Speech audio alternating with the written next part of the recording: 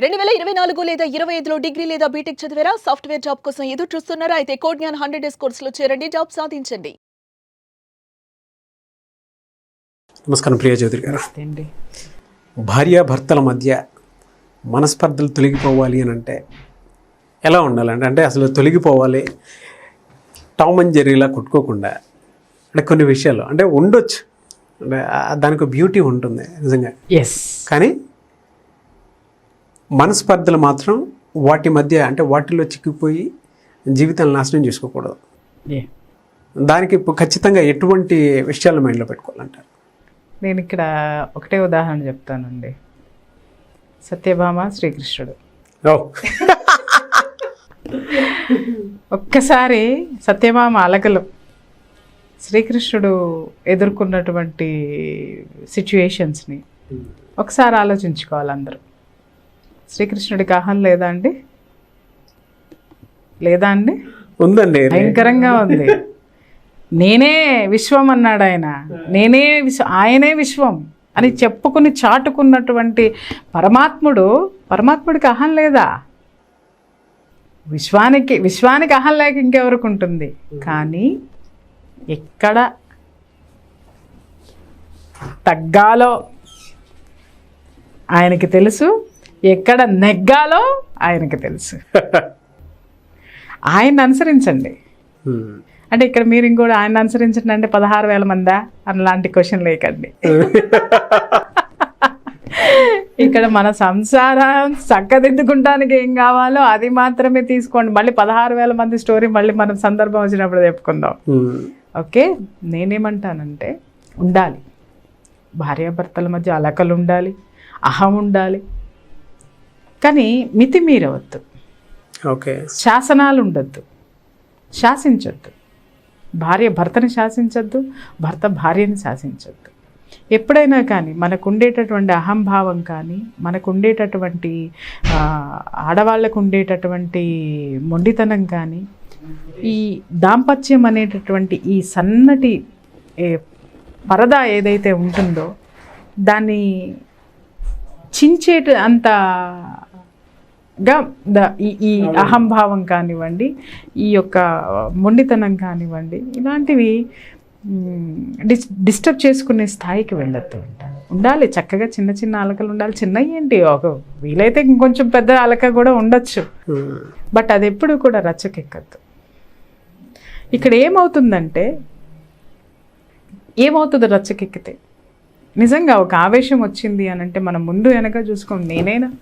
నాకైనా ఇంట్లో ఎవరైనా ఏమన్నా అన్నారు అని అంటే విపరీతంగా ఆవేశం వచ్చేస్తుంది, అరుచుకుంటాం, కొట్లాడుకుంటాం, అన్నీ చేసుకుంటాం. కానీ అయిపోయిన తర్వాత ఒక ఆలోచన అనేది డెఫినెట్గా మనకి రావాలి. కొట్టుకుందామండి, ఇంట్లో చాలా కొట్టుకుందాం, భయంకరంగా కొట్టుకుందాం, పక్కన వాళ్ళకి వినిపించేందుకు కూడా కొట్టుకుందాం. అది ఏం తప్పు కాదు. అంటే ఆ ఆవేశాన్ని, ఆ కోపాన్ని ఆ 4 గోడల మధ్య మాత్రమే పక్కన వాళ్ళకి వినిపించినా సరే కొట్టుకుందాం, కానీ కనిపించేంతగా కొట్టుకోవద్దు. అది ఎప్పుడూ కూడా మీరు నేను అనేటటువంటి కాన్సెప్ట్తో, భార్యాభర్తలు నువ్వు నేను అనేటటువంటి కాన్సెప్ట్తో మాత్రమే ఇక్కడ ఉండాలి అనేది నేను చెప్తాను. ఎప్పుడైనా కానీ మనము మూడో వ్యక్తికి, భార్యాభర్తలు కాపురంలో మూడో వ్యక్తికి ఎప్పుడూ స్థానం ఇవ్వద్దండి నేను చెప్తాను. వెదర్ దట్ ఈస్ తండ్రి అయినా సరే, అన్న అయినా సరే, చెల్లెలైనా సరే, అక్క అయినా సరే, ఇవ్వద్దు. ప్రతి ఒక్కళ్ళ లైఫ్లో కొట్లాట్లు వస్తాయండి. ప్రతి ఒక్కరి పొరపాట్లు, సంసారంలో పొరపాట్లు చేయటం అనేది సహజంగా చేస్తారు. క్షమించదగ్గ పొరపాట్లు వరకు ఉంటే పర్వాలేదు, క్షమించరానటువంటి పొరపాట్లు చేసే స్థాయికి మీరు వెళ్ళకండి. అసంతృప్తులు అన్ని చోట్ల ఉన్నాయండి. ఇప్పుడు నేను అనుకుంటాను నాకు తగ్గట్టుగా బహుశా నా హస్బెండ్ నాకు లేరేమో అని నేను అనుకోవడంలో తప్పులేదు.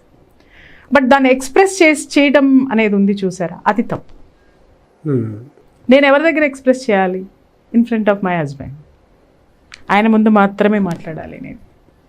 అలాగే నా భర్త అనుకోవచ్చు, నేను ఇంత సంపాదిస్తున్నాను, నేను ఇంత చేస్తున్నాను, బట్ ఇది 4 ఇంటర్వ్యూలు ఇవ్వగానే దీనికి తలపొగరు ఎక్కువైపోయిందా, ఇది ఏం చెప్తే నేను వినాలా అనేటటువంటి అహం ఆయనలో ఉంటుంది, డెఫినెట్గా ఉంటుంది, ఉండకూడదు ఉండొద్దు అని నేను అనను.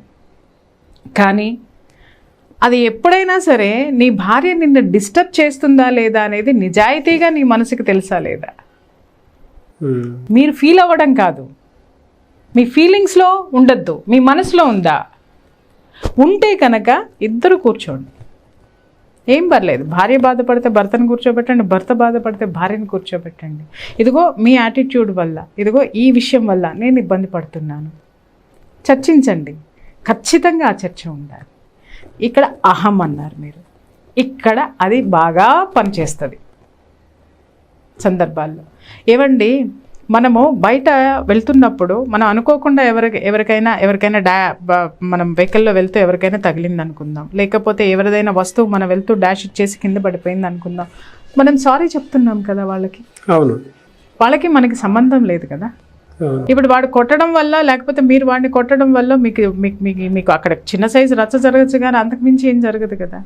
సో పరిచయం లేనటువంటి ఒక వ్యక్తికి మీ వల్ల నష్టం జరిగిందని మీరు ఇమీడియట్గా క్షణాల్లో తెలుసుకొని అంతే క్షణాల్లో మీరు సారీ చెప్పగలిగింది. సంవత్సరాల తరబడి మీరు కాపురం చేసేటటువంటి భార్యాభర్తలు ఒకరికొకరు మీరు ఏం తప్పు చేస్తున్నారో మీకు తెలియదా? తప్పు ఎవరిదో తెలియదా? మీరు ఒక సారీ చెప్పలేరా ఎదుటి వాళ్ళకి? మీకు ఎక్కడ అహం, మీ అహం ఎందుకు ఇక్కడ భార్య దగ్గర వర్కౌట్ అవుతుంది? అలాగే మీ మొండితనం కానీ మీ మూర్ఖత్వం కానీ భర్త దగ్గర ఎందుకు అప్లై అవుతుంది? కావద్దండి. నేనేమంటానంటే ఇప్పుడు చాలా వరకు చాలా సంసారాలు, చాలా ఫ్యామిలీస్ నాగరాజ్ గారు రోడ్డును పడుతున్నాయి. కారణం ఏంటి అని అంటే కేవలం ఈగోస్ వల్లనే. ఈ ఈగోస్ వల్ల ఏమవుతుందంటే, సరే భార్యాభర్తలు ఇద్దరు గొడవలు పడటం పక్కన పెట్టండి, మధ్యలో వచ్చేసేసి చాలామంది చేరిపోతూ ఉంటారనమాట. అన్నలో, అక్కయ్యలో, బాబాయ్లో, ఫ్రెండ్సో, వాళ్ళో వీటిలో ఎవరు మనకి మంచి చేస్తున్నారనేది నిజంగా చెప్తున్నాను, ప్రతి ఒక్కరు జాగ్రత్తగా గుర్తుపెట్టుకోండి. ఒక గొడవ మన ఇంట్లో భార్యాభర్తల మధ్య జరిగిన రోజున నిజంగా మనకి సహాయం చేసేవాళ్ళు ఎప్పుడూ కూడా ఏ క్షణంలోనైనా మనతో ఉంటారు. కాపురం చక్కబడాలని చూస్తారు. లేదు మనకి నిజంగా అన్యాయం జరుగుతుందంటే ఏ సందర్భంలోనైనా ఎప్పుడైనా మనకు వెన్నంటి ఉంటారు. ఓకే, అటువంటప్పుడు ఫస్ట్ నేనేమంటాను అనంటే, ఫస్ట్ ఇద్దరు కూర్చొని ఒకరికొకరు కూర్చొని చర్చలు అనేది ముఖ్యం. ఆ చర్చలప్పుడు కూడా నువ్వు అట్లా అన్నావు కదా, నేను ఇది ఇట్లా అన్నావు కదా, అది కాదు. సరే నువ్వు కొన్ని యాక్సెప్ట్ చేయి, ఆయన కొన్ని యాక్సెప్ట్ చేస్తారు, ఆయన కొన్ని యాక్సెప్ట్ చేసి తీరాలి, ఈవిడ కొన్ని యాక్సెప్ట్ చేసి తీరాలి. ఒక మెట్టు దిగితే ఏమైంది? సంసారం నిలబడింది. దిగకపోతే ఏమవుతుంది? రోడ్డున పడతాం. ఇవాళ ఎవరండి నష్టపోయేది? మనం కన్న పిల్లలు ఏమవ్వాలి చెప్పండి? మనకున్నటువంటి అహం వల్ల, మనకున్నటువంటి వేరే అవగేషన్స్ వల్ల, నిజంగా చెప్తున్నా కొన్ని కాపురాలు ఇప్పుడు ఎలా ఉంటుందంటే, భార్య మనసులో ఒకటి ఉంటుంది, భర్త మనసులో ఒకటి ఉంటుంది, బట్ మధ్యలో వినేవాళ్ళు వేరే వెర్షన్ ఉంటుంది. ఓకే, వీళ్ళు ఏం చేస్తారంటే ఒక్కొక్కరికి ఒక్కొక్క అవకాశం అన్నమాట. ఈమె పడనాళ్ళకేమో ఆయన తరపున చేరతారు, ఆయన పడనాళ్ళేమో ఈవిడ తరపున చేరతారు, చింకి చాటంత అవుతుంది. ఇది బాగుంటుంది, మీరిద్దరు బాగుంటారు, మీకు పడలేదు, లేకపోతే ఈమె కాస్తులు ఉన్నాయి, ఆయన కాస్తులు ఉన్నాయి, లేకపోతే పంచుకున్నారు, విడిపోయారు, అంతా బాగానే ఉంది. మీరు కన్న పిల్లలు ఏమవ్వాలి ఒకసారి చెప్పండి? ఎందుకన్నారు మీరు పిల్లల్ని ఒకసారి చెప్పండి? సో వాళ్ళ గురించి మీరు ఎందుకు ఆలోచించరు చెప్పండి? మీ గురించి మాత్రమే మీరు ఆలోచించుకొని విడిపోతున్నారే, మీకోసం మీరు మాత్రమే ఆలోచించుకొని వెళ్ళిపోతున్నారు, మీరు ఇంకొక జీవితాన్ని చూసుకొని వెళ్ళిపోతున్నారే. మీరు కన్న పిల్లలు ఈ సమాజంలో ఎన్ని సమస్యలు ఎదుర్కోవాల్సి వస్తుందో తెలుసా? సరే పిల్లలు లేరు అనుకుందాం, వైఫ్ అండ్ హస్బెండ్ ఇద్దరే అనుకుందాం, పొరపచ్చాలు వచ్చినాయి అనుకుందాం, సాధ్యమైనంత వరకు మీ ఇద్దరు కూర్చుంటేనే పరిష్కారం అవుతాయి. కోర్టుకి వెళ్ళామండి, ఒక జడ్జి గారు ఉన్నారండి, ఆయన ఏం జడ్జిమెంట్ ఇస్తారంటే, నీకు నాకు పడట్లేదు అని చెప్పేసి అని ఎంత వాదిస్తే, పడట్లేదా డైవర్స్ తీసుకొని పోండి అంటాడు, డైవర్స్ డిక్లేర్ చేస్తాడు. ఓకే, లేదు పెద్ద మనుషుల మధ్య కూర్చున్నావా, వాళ్ళ ముందు కూడా కుక్కలాగా కొట్లాడుకున్నావా, వాళ్ళు అంటే యాచి మీ ఇష్టం వచ్చింది మీరు చేసుకొని పోండి అంటారు. కానీ నీ భవిష్యత్తు ఏంటో ఒక్కరైనా ఆలోచిస్తారా? కనీసం నువ్వు ఆలోచిస్తున్నావా? నేను ఆలోచిస్తున్నానా? లేదే. ఫస్ట్ అది ఆలోచించండి. ప్రాక్టికాలిటీ ఉండాలి. లేదు పిల్లలు ఎవరు లేరు, విడిపోదాం, నేను ఒక పెళ్లి చేసుకుంటాను, నువ్వు ఒక పెళ్లి చేసుకో, రైట్, మళ్ళీ దాంట్లో అదే వస్తే నేను కొన్ని విషయాలు భరించరానటువంటి భయంకరమైన జీవితాలు ఉన్నాయి నాగరాజు గారు.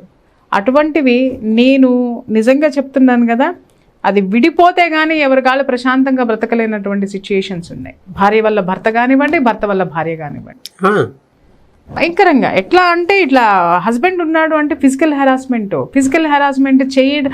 కొంతమంది ఎంత భయంకరంగా ఉంటారంటే ఒంటి మీద దెబ్బ కొట్టరండి, ఒంటి మీద దెబ్బ కొట్టరు, కానీ మానసికంగా ప్రతి క్షణం చంపేస్తారు భార్యని. అంత భయంకరమైన సైకోలు ఉన్నారు. మెంటల్గా డిప్రెషన్లోకి వెళ్ళిపోయి సూసైడ్లు చేసుకున్న వాళ్ళు చాలామంది ఉంటే, పిచ్చెక్కి మెంటల్ హాస్పిటల్కి వెళ్ళిన వాళ్ళు చాలామంది ఉంటే, బయటికి రావాలి ఎట్లా రావాలో తెలియక దాంట్లో పడి కొట్టుకుపోతున్న వాళ్ళు చాలామంది ఉన్నారు. ఇటువంటి వాళ్ళు బయటికి రండి, హ్యాపీగా బతకండి. మీరు అన్నారు భార్యాభర్తలు కలిసి ఉండాలి కదండి ప్రోగ్రామ్ మనం చేస్తున్నాము అని అంటే, భార్యాభర్తలు అయితే కలిసి ఉండాలండి. ఒక శాడిస్ట్ తోటి ముడిపడి ఉంటే అది కలిసి ఉండటం అనేది మాత్రము, కలిసి ఉండాలి అనుకోవడం అనేది కూడా అది సమంజసం కాదు. అంటే మన హిందూ ధర్మం ఏం చెప్తుంది అని అంటే, భర్త పెట్టే బాధలు భరించాలి అని చెప్తుంది. మరి భార్యని సక్రమంగా చూసుకోవాలని భర్తకు కూడా చెప్పిందిగా, అది ఫాలో అవ్వాలి కదా. సో ఇవంతా ఏంటంటే బ్యాలెన్స్డ్గా. నేనేమంటాను అంటే, ఇప్పుడు మీరు అడిగారు ఈగోస్ కౌన్సిలింగ్, అసలు ఇవన్నీ కూడా చక్కగా ముందుకు పోవాలి అని అంటే ప్రీ మ్యారిటల్ కౌన్సిలింగ్ కావాలి అంటాను నేను. పెళ్ళి చేసుకునే ముందే, మ్యారేజ్కి చేసుకునే ముందు వాళ్ళిద్దరిని తీసుకొని వచ్చి, ఇదిగోండి వీళ్ళిద్దరికీ సంబంధం కుదిరింది అని చెప్పి ఆ ఇంట్లో ఉన్న పెద్దల దగ్గర కూర్చోబెట్టో, లేదు కౌన్సిలింగ్, ఇవాళ ఫ్యామిలీ కౌన్సిలింగ్ ఇచ్చేవాళ్ళు చాలామంది ఉన్నారు, మంచి మంచి వీళ్ళు ఉన్నారు, వాళ్ళ దగ్గర కూర్చోబెట్టండి. అప్పుడు వాళ్ళు మాట్లాడతారు వీళ్ళతోటి, వాళ్ళు కౌన్సిలింగ్ ఇస్తారు ముందరే. ఇప్పుడు ఈ సమస్య వస్తే నువ్వేం చేస్తావమ్మా, ఈ సమస్యలు ఉంటాయి అంటే అట్లీస్ట్ వాళ్ళు ఆలోచించుకోవడానికి 10 రోజులు టైం ఉంటుంది. 10 రోజుల తర్వాత చేసుకోవాలో వద్దో ముందే విడాకులు తీసుకుంటారు వాళ్ళు. పెళ్లి ఖర్చు తప్పుతుంది, వెడ్డింగ్ రింగ్ల ఖర్చు తప్పుతుంది. ఏదో సంబంధం అనుకున్న తర్వాత కౌన్సిలింగ్కి పంపించగానే వీళ్ళేంటి వాళ్ళేంటి అని అర్థం చేసుకుని, ఇప్పుడు ఇట్లా కాకుండా ఏమవుతుందంటే, ఆస్తులు చూసుకునో లేకపోతే చదువులు చూసుకునో ఉద్యోగాలు చూసుకుని ఇప్పుడు పెళ్ళిళ్ళు చేస్తుంటే 3వ రోజు పెటాకులే ఇంటికి వస్తున్నారు. కాబట్టి నేనేమంటానంటే, అహం ఒక్కటే రాజ్యం వెళ్తుందండి ఇప్పుడున్న సిచ్యువేషన్స్లో. అహం దేనికోసం అండి, అది ఏదో ఒక రోజు మనల్ని చంపేస్తుంది. అహం ఉండాలి, అందంగా ఉండాలి. ఎంత అహం ఉండాలి అని అంటే, సత్యభామ 7 వారాల నగలతోటి నిన్ను కొంటానని చెప్పేసి అని ఎప్పుడైతే ఛాలెంజ్ చేసిందో, అప్పుడు తూగలేదు చూశాడా శ్రీకృష్ణుడు. ఆ అహం ఉండాలి, మొండితనం ఉండాలండి. పారిజాతం నాకు కావాలి అని అంటే వెళ్ళాడు, పారిజాతం తీసుకొని వచ్చాడు. అది భూలోకానికి ఒక పారిజాతం వచ్చి అది లోకానికి మంచి జరిగింది చూసారా. ఆ మొండితనం ఆడదానిలో ఉండాలి. అంతేగాని సంసారాలు కూల్చేసుకునేటటువంటివి నువ్వు కాకపోతే ఇంకొకళ్ళు కాకపోతే ఇంకొకళ్ళు అనుకుంటూ పోతూ ఉంటే ముందు మనం ప్రశాంతంగా బ్రతకలేము. మన జీవితం ప్రశాంతంగా ఉండాలి, ఒక చక్కటి జీవితం కావాలి. మనం కనేటటువంటి పిల్లలు మనల్ని ఎందుకంటే ఈ వయసు ఈ యవ్వనం ఎప్పుడూ ఉండదు. అవును నాగరాజు గారు, నా ఈగో ఈరోజు నేను ఒక పెళ్ళాన్ని వదిలేస్తా, 2 పెళ్ళాలను వదిలేస్తాను, 3వ దాన్ని చేసుకుంటానని నువ్వు అనుకోవచ్చు. రేపొద్దున వయసు అయిపోయిన తర్వాత ఈ 3వది కూడా నీతో విసిగొచ్చి పోయిందని అనుకుందాం, ఎవరు వస్తారు నీకు తోడు? నీ అహం వస్తుందా? అలాగే భార్య మొండితనంలో ఒకళ్ళని వదిలేసావు, 2వ వాళ్ళని చేసుకున్నావు, అక్కడ నీకు ప్రాబ్లం వచ్చింది, ఇంకొకళ్ళని చేసుకుంటావా? ఓకే, లేదు ఒకళ్ళని వదిలేసావు, తీసుకున్నావు, ఏదో డిస్టర్బెన్స్ అయ్యింది. రేపొద్దున నీ పిల్లలు నేను జాగ్రత్తగా చూడాల్సిన అవసరం ఉండాలి అని అంటే నీలో కొన్ని క్వాలిటీస్ ఉండాలి కదా. అది భవిష్యత్తు, మనం ఆలోచించాల్సినటువంటి భవిష్యత్తు. అందుకని చెప్పేసని అహం అనేది ఎలా ఉండాలి అని అంటే, ఒకళ్ళ గురించి ఒకళ్ళు తెలియచెప్పేటటువంటి ఒక సున్నితమైనటువంటి దీని కింద ఉండాలి తప్ప, ఒకళ్ళనొకళ్ళు మార్చేసుకొని కాల్చేసుకొని విడిపోయేంతగా చూపించుకోవాల్సినటువంటి పరిస్థితులు ఎప్పుడు భార్యాభర్తల మధ్య రాకూడదని అనుకుంటాను. Okay, very good examples madam. Thank you so much Priya Chowdary గారు. Thank you.